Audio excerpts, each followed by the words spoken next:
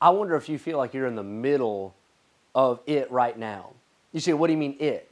I mean a tempestuous time in your life, a stormy season. You're just in the heat of the battle. You feel like on every side the winds are blowing, the torrents are rolling, the waves are crashing, your ship is being tossed, and you are in the eye of the storm. That's just how life is. Now, I wish it wasn't that way.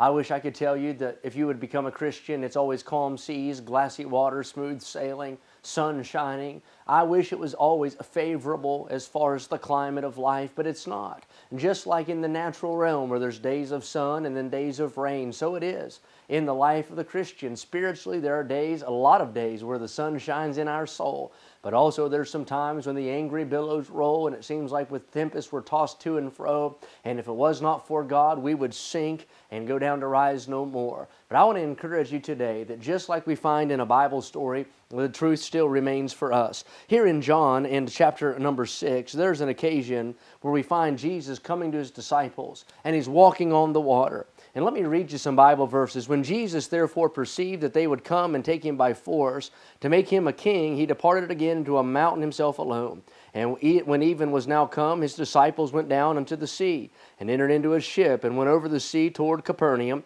And it was now dark, and Jesus was not come to them. And the sea arose by reason of a great wind that blew. So when they had rowed about 25 or 30 furlongs, they see Jesus walking on the sea, and drawing nigh unto the ship, and they were afraid. But He saith unto them, and here's my phrase, it is I, be not afraid. Isn't that amazing? They set sail, and the Bible said they never really saw Jesus till after the wind began to blow.